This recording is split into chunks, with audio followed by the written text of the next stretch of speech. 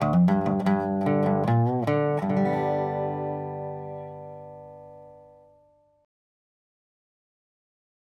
this edition of Hidden History, we'll be talking about an 1800s ballot box and some election paraphernalia. So first we have a ballot box from the latter part of the 1800s we're going to talk about today, also voter registration and a poll book from the 1894 election. So this ballot box was produced by the Eiling Brothers and Everard Company out of Kalamazoo, Michigan, and they're actually one of the longest running producers of Masonic paraphernalia and items. They've been around since 1869, and if we turn the box around a little bit,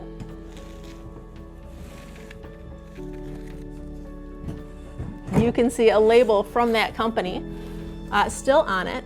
And when they first began, they also produced town and county records for elections, so things like poll books, ballot boxes, and any other election items. So that's where this comes into play. So the purpose of this box was to vote. It's a simple mechanism, unlike today when you feed it through a machine. You would simply fill out your ballot and fold it in half and slide it into the slot on the top. Now, one of the main things that stands out about this ballot box for the latter part of the 1800s, early 1900s, is that it's made of not only wood but also glass, so your ballots would have been visible on the inside. And this was common during this time frame in many areas. It was sort of an early fraud detection device to make your ballot box translucent. Many of them were made of glass and some were quite elaborate. The most famous of which is probably the Jolie ballot boxes out of places like New York, which consisted of a glass globe and an elaborate iron framework box around it.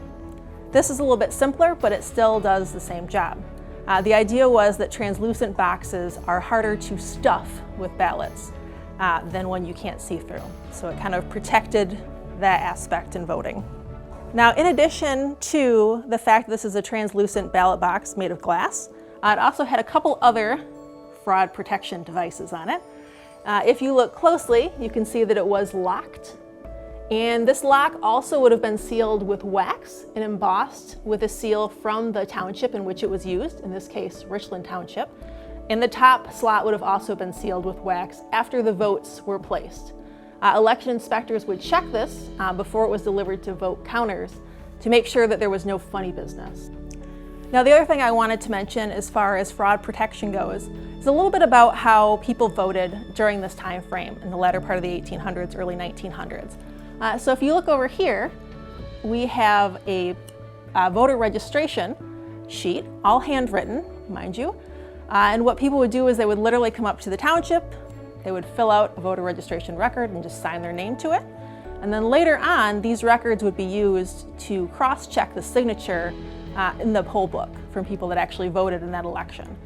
So what would happen if a signature or a particular vote was called into question is that election officials, election inspectors would have to get out the poll list from that particular poll and the particular ballot box that was used. And they would look for whoever's signature in particular was called into question. So once they found that, they'd go back to the township's voter registration records and compare those signatures kind of by hand to see if they looked the same.